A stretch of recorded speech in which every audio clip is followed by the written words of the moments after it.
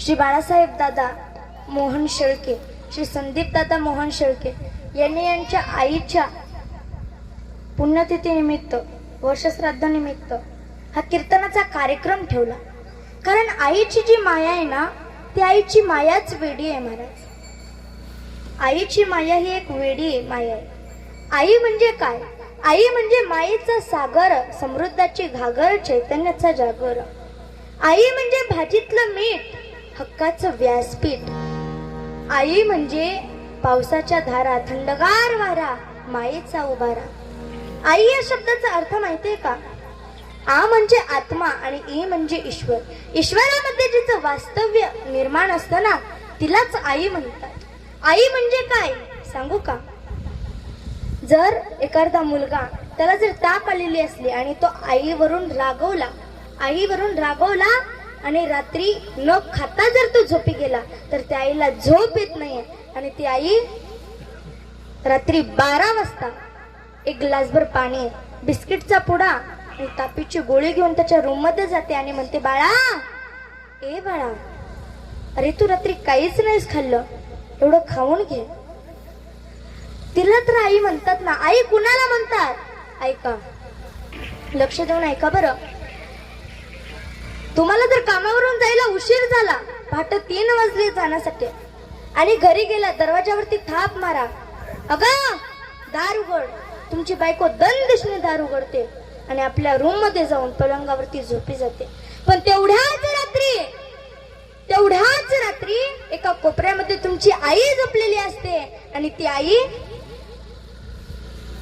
त्याला म्हणते, ए राजा, ए सोन्या, अरे एवढा उशीर का झाला? तेव्हा तो सांगतो, अगं आई, जरा काम होतं ग आई, म्हणून एवढा उशीर झाला. तेव्हा ती आई 3 वाजता म्हणते, बाळा, ए सोन्या, जेवला का तू? रात्री 3 वाजता सुद्धा जेवला का तू असं म्हणणारी या जगामध्ये फक्त आणि फक्त तुमची माझी माय आहे महाराज. फक्त तुमची आमची माय, बघ कुणीच नाही. आई वडिलांचं आपल्या मुलीवरती, आपल्या मुलावरती खूप प्रेम असतं, खूप प्रेम असतं. अहो, जी मुलगी माहेराला आल्यानंतर रिकाम्या हाताने घरी जाते ना, असं म्हणायचं की तिचं माहेर संपलं. त्या आई वडिलांचं आपल्या मुलीवरती खूप प्रेम असतं आणि विशेष करून आपल्या बापाचं आपल्या मुलीवरती खूप प्रेम असतं. का सांगू का? कारण माझी ताई आता मला सोडून जाणार आहे, दुसऱ्याच्या घरी नांदायला जाणार आहे, म्हणून तो बाप त्या मुलीची खूप चिंता करत असतो. जेव्हा ती मुलगी जन्मते तेव्हा त्या आई वडिलांच्या मनामध्ये एक स्वप्न तयार होतं, एक चित्र रेखलं जातं. आता माझी ताई, माझ्या ताईला मी मोठं करणार आहे, शिकवणार आहे, तिला चांगल्या घरी देणार आहे. अहो, एक भाकर खाणारा बाप, एक भाकर खाणारी आई, ती अर्धीच भाकर खातात. का? कारण माझ्या ताईचं आता लग्न जमणार आहे. आपल्या मुलीला चांगल्या घरी देण्यासाठी ते आई वडील खूप कष्ट करतात, पैसे जमवतात आणि आपल्या मुलीला चांगल्या घरी देत असतात. ते आई वडील, जर समजा एखादी मुलगी आपल्या माहेराला आली, तर तो बाप पळत जातो, त्या मुलीची पिशवी घेतो, 2-3 दिवस तिला काहीही कमी पडू देत नाही. आणि जेव्हा ती जायला निघते तेव्हा तो बाप बाजारातून भाजीपाला सगळं आणतो, मुलीपाशी देतो आणि मुलीला म्हणतो, हे धर बाळा. तेव्हा ती म्हणते, अहो बाबा, याची मला काहीही गरज नाही. हो बाबा, मला तुम्ही 5 लाख रुपये कर्ज काढून चांगल्या मोठ्या घरी दिले, मला सगळं आहे तिथं, काहीही कमी पडत नाही, मला याची गरज नाही. तेव्हा तो बाप म्हणतो, अगं ए पोरी, जरी तू श्रीमंताच्या घरी असलीस ना, तरी हे तुझ्या हक्काचे आहे आणि हे तुझ्या आई वडिलांनी दिलेली भेट आहे. अजून एक सांगू का? जरी तू श्रीमंत घराची सून झाली असलीस ना, तरी तू गरीब आई बापाची लेक आहे ग, गरीब आई बापाची लेक आहे. त्या आई वडिलांचं आपल्या मुलीवरती, आपल्या मुलावरती खूप प्रेम असतं. इतकं प्रेम असतं ना की ते बोलू शकत नाही. त्या आईचं आपल्या मुलावरती इतकं प्रेम असतं सांगू पण शकत नाही. एवढं ते आई वडील आपल्या मुला मुलीवरती प्रेम करत असतात. त्यांनी आपल्याला जन्म देऊन खूप मोठे उपकार केले, खूप मोठे उपकार केले. तेवढं कर्ज केलंय की ते आपण कधीच फेडू शकत नाही. एकदा काय झालं, एका गावामध्ये सगळेजण म्हणतात की आपल्या आईचे उपकार कोणीच फेडू शकत नाही. तेव्हा तिथे एक मुलगा होता, तो खूप श्रीमंत होता. तो मुलगा म्हणतो, मी फेडून दाखवतो माझ्या आईचे उपकार. गेला तो घरी, आईला म्हणतो, आई सगळेजण म्हणतात आईचे उपकार कोणीच फेडू शकत नाही, पण मी फेडून दाखवतो ग तुझे उपकार. आई म्हणते, बाळा अरे याची काहीही गरज नाही रे. तेव्हा तो मुलगा म्हणतो, नाही आई, मला तुझ्या ऋणातून मुक्त व्हायचं. आई सांग, तुझ्या ऋणातून मुक्त होण्यासाठी मी काय करू. तेव्हा ती आई सांगते, तुला जर माझ्या ऋणातून खरंच मुक्त व्हायचंय ना, तर तू माझ्यापाशी फक्त एक रात्र झोप, फक्त एक रात्र झोप रे. मुलाला आनंद झाला, मुलगा खुश आहे.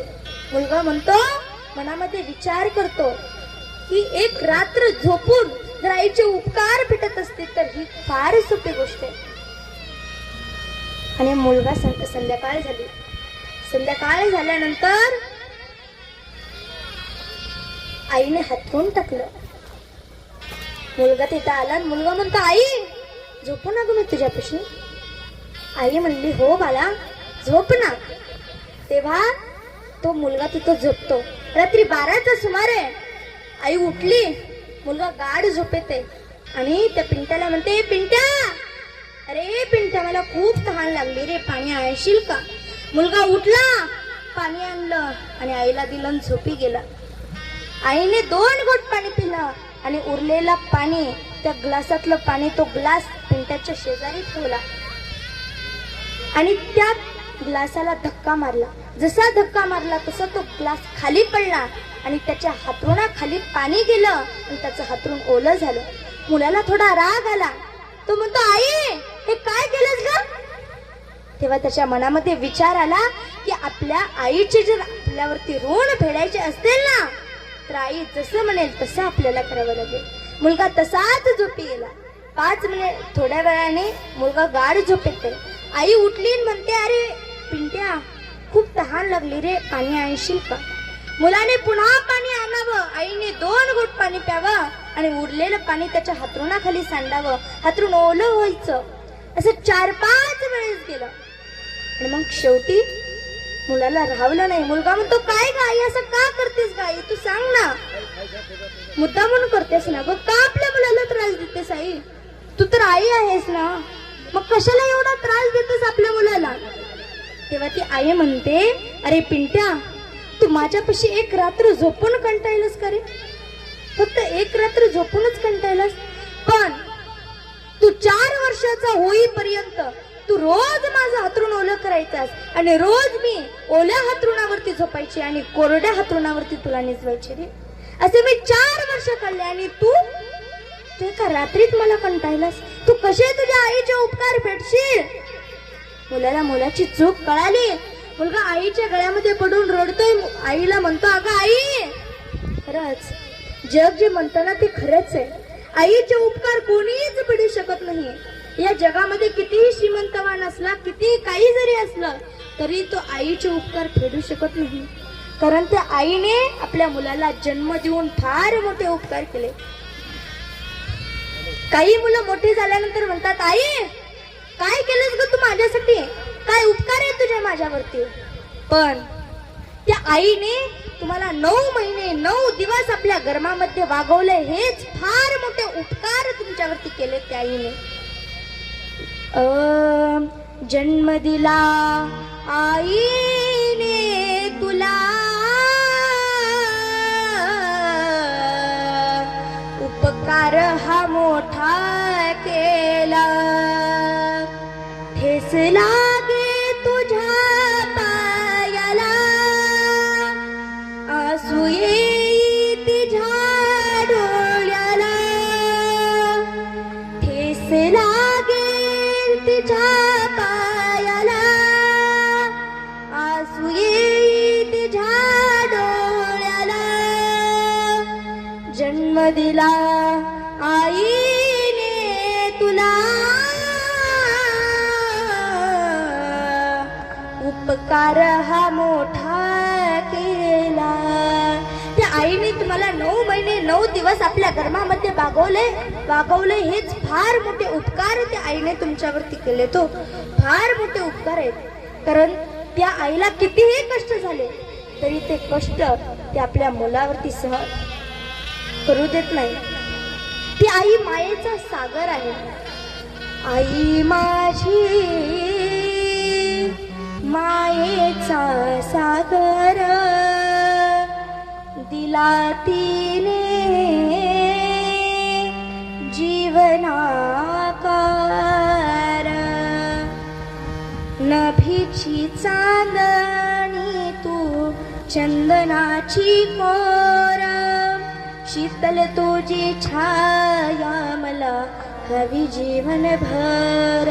तिच्या शीतल छायेमध्ये उभं आयुष्य जगेन.